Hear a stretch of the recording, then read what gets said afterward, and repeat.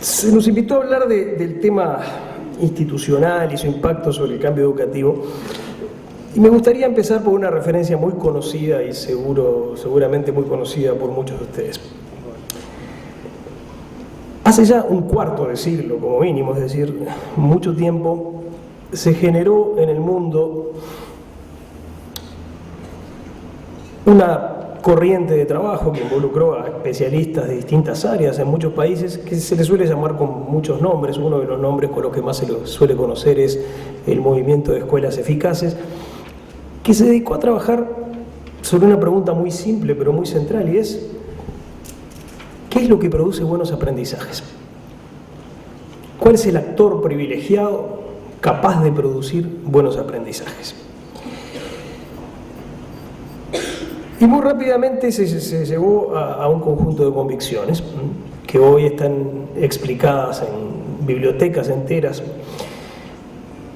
Y esas conclusiones eran: lo que producen buenos aprendizajes no son los sistemas educativos con organigramas más o menos complejos o más o menos coquetos. Lo que produce buenos aprendizajes no es el dinero. No es el dinero que se gasta en la educación. Si ustedes hacen el ranking de países empezando por el que gasta más por alumno y terminando por el que gasta menos, y luego hacen el ranking de calidad de aprendizaje medido por cualquier prueba internacional razonablemente confiable, van a ver que ese ranking no coincide. Hay países que con menos plata consiguen muchos mejores resultados, hay países que con mucha plata consiguen resultados mediocres. Los buenos aprendizajes ni siquiera los producen los buenos docentes, individualmente considerados. Los buenos docentes son una cosa muy importante, pero no son toda la explicación, y la manera de entenderlo es muy simple. Tomen a un docente de 24 o 25 años, bien formado, con una fuerte vocación, con muchas ganas de hacer bien las cosas, con un enorme compromiso por su tarea, y pónganlo a trabajar en un contexto poco amistoso, donde no tenga espacios para hacer nada que le resulte atractivo, donde esté sometido a jerarquías burocráticas que lo empujen para abajo, donde no pueda de ninguna manera desarrollar sus propias ideas acerca de lo que es bueno y lo que es malo.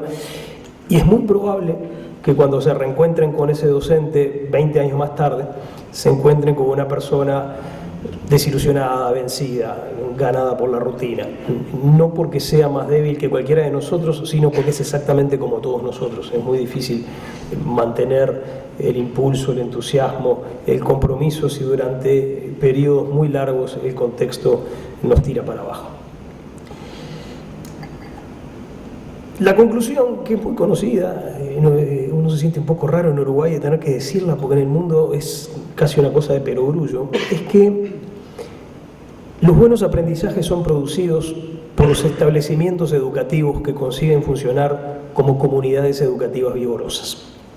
El actor que produce buena educación, y buena educación significa buenos aprendizajes, si no hay buenos aprendizajes no hay buena educación, llámenle como quieran, son los establecimientos educativos exitosos.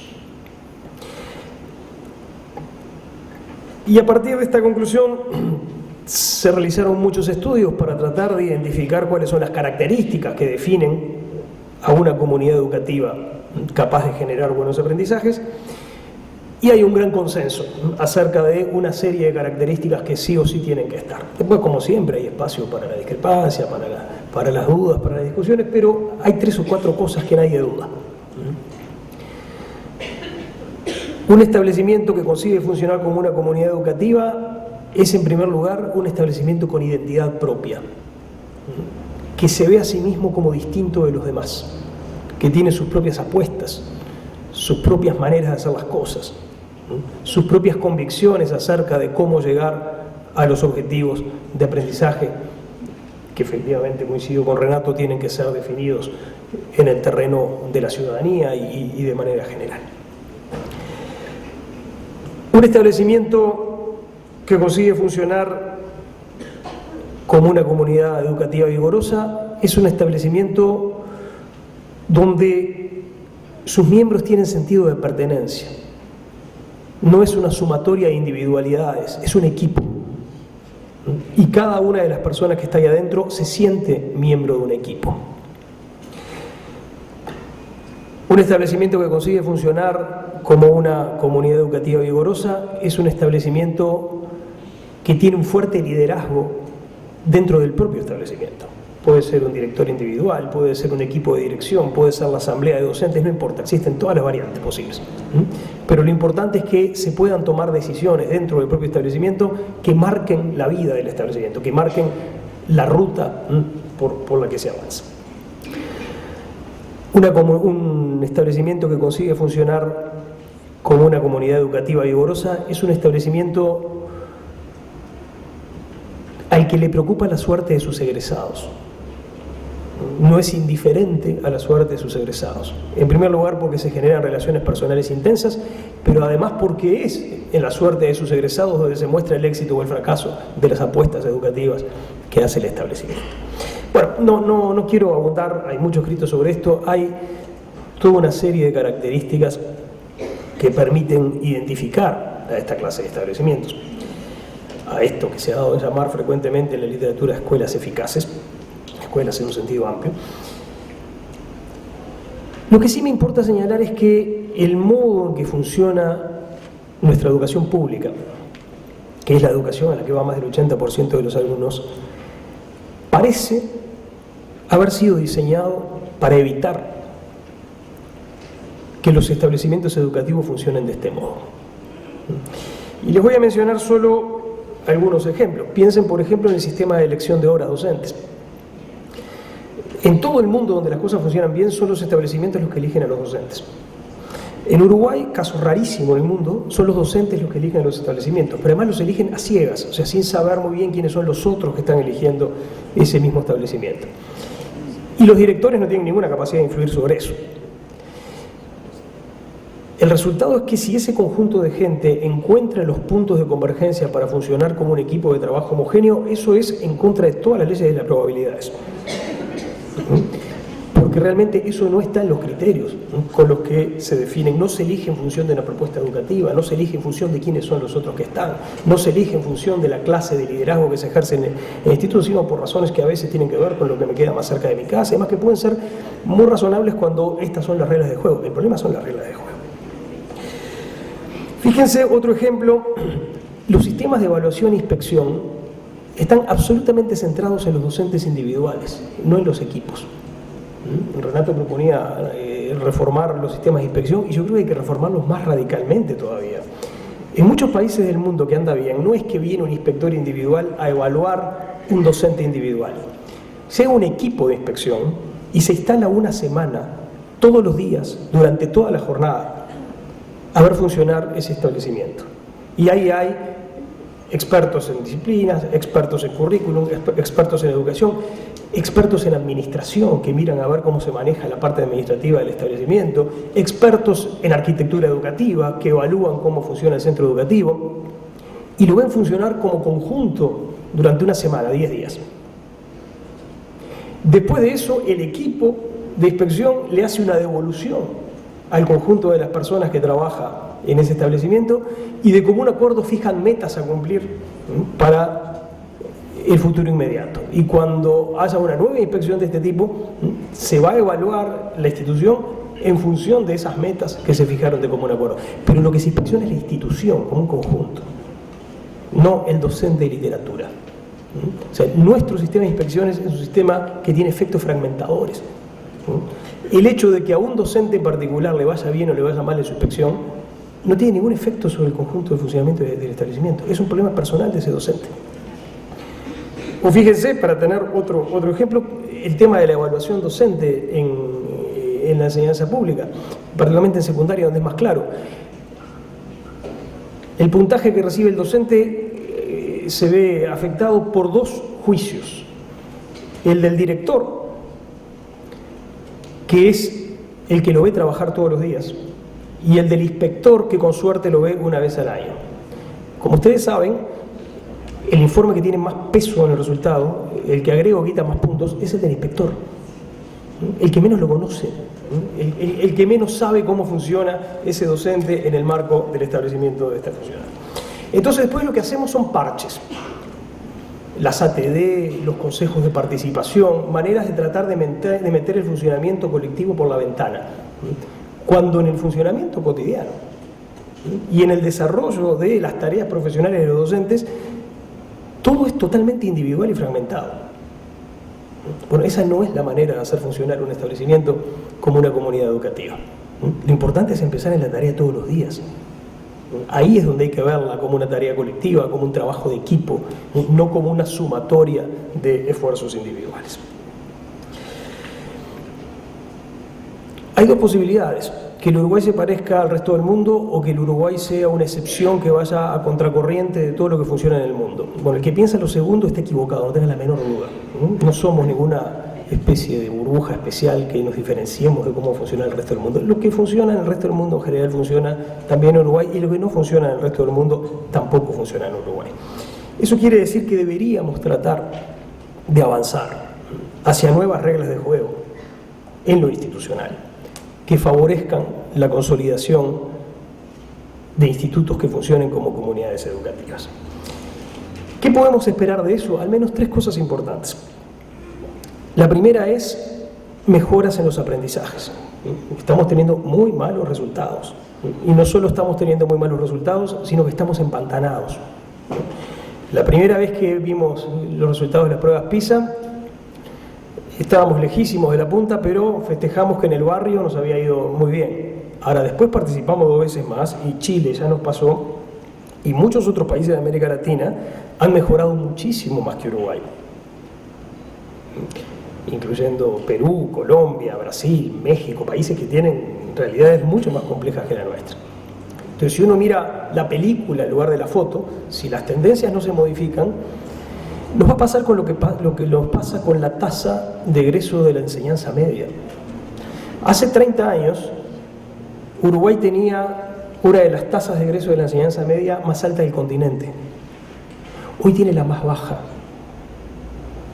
¿Porque nuestra tasa de egreso de la enseñanza media bajó? No, se mantuvo exactamente igual.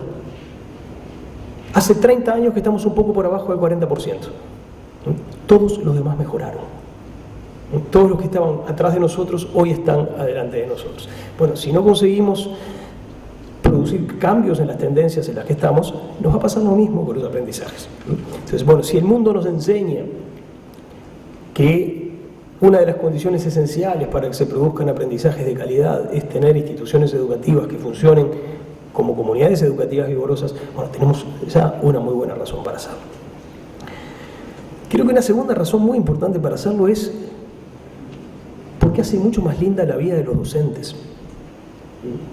La vida de muchos docentes, especialmente, sobre todo en el sector público en Uruguay, es muy dura. Se sienten muy solos, se sienten muy agredidos, se sienten muy ignorados.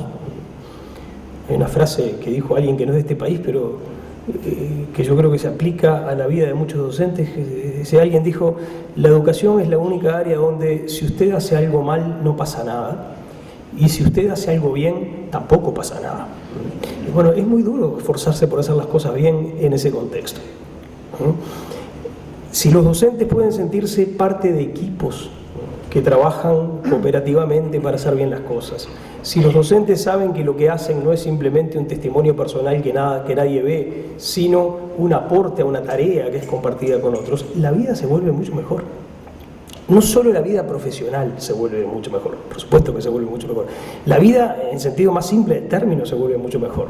Es más fácil sentirse contento con lo que uno hace, agradecido con la profesión a la que uno se dedicó, reconocido, con sentido de que lo que hace tiene un significado, va para algún lado, produce efectos, que si uno es una especie de expedicionario con un cuchillo entre los dientes en un ambiente adverso, tratando de hacer lo que pueda. Entonces, tratar de avanzar hacia otras formas de diseño institucional que permitan que los establecimientos funcionen como comunidades educativas, si pasa lo que pasa en todo el mundo, debería tener como efecto mejorar mucho la vida de los docentes. Y lo tercero, y contrariamente a lo que se puede pensar, ese esquema responsabiliza a los docentes. No es verdad que funcionando en equipo se diluyan las responsabilidades, sino al revés. las responsabilidades se diluyen en el esquema actual. Tenemos la peor tasa de deserción de educación secundaria en toda América del Sur y nadie se siente responsable. Nadie dice, esto es culpa mía, algo estaría haciendo mal. Cuando la vida educativa se reduce a una sumatoria de acciones inconexas, nadie se siente responsable del resultado. En cambio, si yo formo parte de un equipo de trabajo que tiene una concepción de cómo hacer las cosas, que tiene objetivos definidos, que se juega su autoestima, su imagen, su prestigio, su viabilidad en el logro de esos objetivos que nos pusimos y en la demostración de que las ideas pedagógicas sobre las que estamos trabajando son correctas. Si yo trabajo en esas condiciones, no da lo mismo si yo hago las cosas bien o si las hago mal. Porque si yo hago las cosas mal, no solo estoy perjudicando a mis alumnos, sino que estoy perjudicando a todos los demás compañeros del equipo. Y esos compañeros de equipo van a tener toda la legitimidad para decirme, ¿qué estás haciendo? ¿Por qué no estás poniendo todo lo que tenés que poner? ¿Por qué tu esfuerzo no es el mismo del resto? ¿Por qué la orientación de tu trabajo se desvió completamente? O convencenos o alineate, pero acá hay un problema. Trabajar en equipo, cuando los equipos son sanos y bien constituidos, lejos de diluir las responsabilidades individuales, la fortalece. Entonces, dos conclusiones sobre esto, porque Sergio ya me está rezongando. La primera es, tenemos pendiente un inmenso desafío de rediseño institucional en el sector público. Tenemos que cambiar los mecanismos de elección de horas, tenemos que cambiar el funcionamiento de las inspecciones, tenemos que cambiar el rol de los directores, tenemos que cambiar el modo en que se administra el dinero, yendo mucho más hacia presupuestos por establecimiento que puedan tomar sus propias decisiones en un montón de cosas. Tenemos una enorme cantidad de cosas para hacer. Esa es la primera conclusión. La segunda conclusión tiene que ver con la educación privada. Y quiero decirlo con todo cariño y con todo respeto, creo que en este terreno la educación privada está en deuda con el país. La educación privada tiene un marco de funcionamiento que le permite hacer muchas cosas que en el sector público no se pueden hacer. Tiene una flexibilidad para tomar decisiones, una flexibilidad para organizarse, una flexibilidad para constituir equipos de trabajo mucho más grande que la que encontramos en el sector público. Y tiene, por lo tanto, la oportunidad de jugar un papel de mucho liderazgo en la discusión educativa del país y de utilizar algo que es enormemente importante, que es el efecto demostración. Es muy difícil hacer afirmaciones generales porque uno siempre termina siendo injusto. Por supuesto que hay experiencias en la educación privada uruguaya extremadamente valiosas y que tratan de sacarle el jugo al máximo a las reglas específicas con las que funciona el sector. Pero yo diría, más allá de esas excepciones muy valiosas, como conjunto, la educación privada uruguaya le ha sacado hasta ahora poco jugo a el marco regulatorio en el que funciona. A veces porque, bueno, como el sector privado es tan grande y tan fuerte, resulta natural no alejarse demasiado de él. A veces creo yo por cierto exceso de temor, miedo a que si hacemos las cosas de manera distinta, nos diferenciamos, vamos a tener problemas con la inspección y vamos a tener problemas con ANEP y no sé qué, y entonces mejor no lo hacemos. A veces simplemente porque no se ha reflexionado lo suficiente sobre el punto y no se ha visto con suficiente claridad que ahí hay una tarea histórica que puede ser cumplida. La educación privada en Uruguay ha cumplido tareas históricas muy importantes. Por ejemplo, yo diría la última muy clara, en los años de la dictadura fue un refugio de libertad, al menos en términos comparativos, y generó la oportunidad de que mucha gente pudiera seguir trabajando como docentes en una época en la que el sector público ya no se podía hacer. Y estuvo muy bien, y eso es muy bueno. Mi opinión personal es que la educación privada debería considerar la posibilidad de emprender esta nueva tarea histórica. Explotar al máximo el marco regulatorio en el que funciona para contribuir a la renovación de la educación uruguaya y para servirse de esa cosa tan fuerte, tan importante, que es el efecto demostración, para renovar el debate, para mostrar nuevas ideas, para mostrar cómo es posible llegar a mejores resultados por caminos diferentes de los que seguimos. Si no, se aplica aquella vieja frase de Einstein: si siempre haces lo mismo, siempre vas a llegar a los mismos resultados. Entonces, por favor, no tomen esto como una crítica, sino como una invitación, y eso, digamos, cada uno podrá evaluar en qué medida está lejos o cerca de hacerlo, pero creo que sería muy bueno para el país que la educación privada explotara más esas oportunidades que tiene en materia regulatoria. Muchas gracias.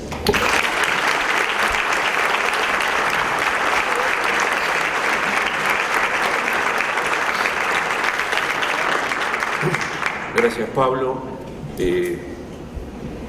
El profesor Gerardo Caetano, antes que nada profesor de Historia, más tarde diplomado y finalmente doctor en Historia por la Universidad Nacional de La Plata, Argentina, profesor titular del Instituto de Ciencia Política de la Facultad de Ciencias Sociales de la UDELAR, desde 2005 coordinador académico del Observatorio Político del Instituto de Ciencia Política de la misma universidad.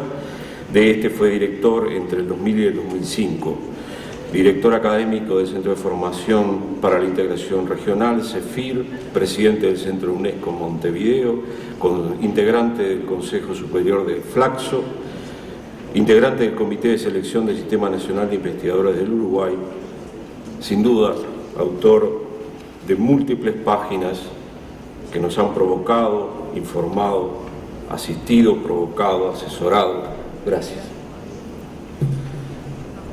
Muchas gracias, Miguel. Antes que nada agradezco al liceo, al colegio, al Instituto Santa Elena. Lo siento como mi casa. Acá se educaron mis hijos, lo que quiere decir que yo elegí este lugar para que vinieran mis hijos. Seguramente lo más importante que toda persona puede tener. Y aquí fui también profesor, así que me siento como en mi casa y recibo esta convocatoria con mucho honor.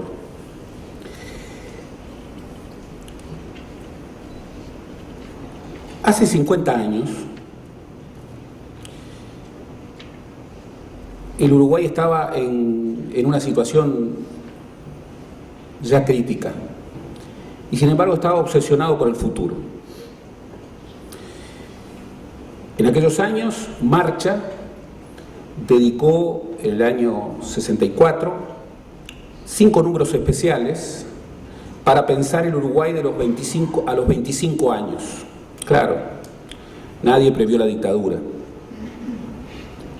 Pero allí, en ese ejercicio de prospectiva sobre el Uruguay del futuro, Julio Castro señalaba que el Uruguay del futuro en materia educativa contendría buena dosis del Uruguay actual,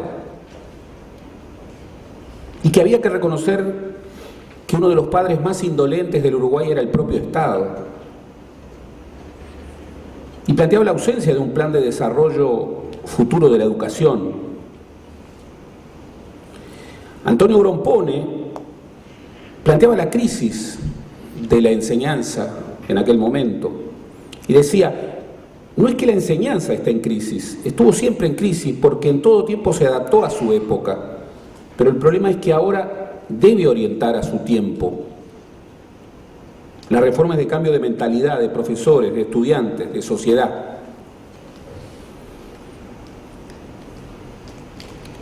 Más o menos en el mismo momento, el Uruguay hizo una inversión prospectiva inédita, que era la construcción de la Comisión de Inversiones y Desarrollo Económico, de la CIDE, que estableció un capítulo central para el plan de educación. Y vean ustedes, entre las recomendaciones que planteaba, decía: extensión de la enseñanza preescolar al 50% de las edades de 4 y 5 años. Enseñanza de tiempo completo para el 20% del alumnado en las escuelas, con especial énfasis en su radicación en zonas vulnerables. Extensión del periodo de clases a 200 días. creación de aulas, política educativa diferenciada por medios socioculturales, política de becas para garantizar el acceso de alumnos de barrios carenciados, estímulo a la mayor dedicación docente y a la investigación científico-tecnológica, organización de una facultad de la educación, superación de la fragmentación de las políticas educativas a través de la creación del Consejo Superior de Educación, establecimiento de una oficina de planeamiento y evaluación educativa para el diseño, la promoción y la evaluación de soluciones integradas para los problemas educativos.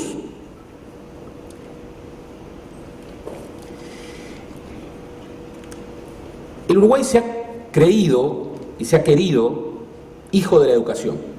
Y esto tiene y ha tenido su virtud, pero también tiene su problema. ¿Cuál es su virtud?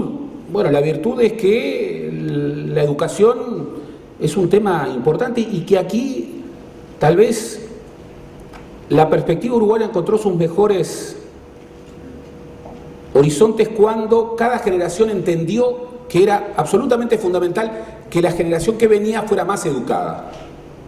Y además entendió que la educación era un factor para incluir a la sociedad.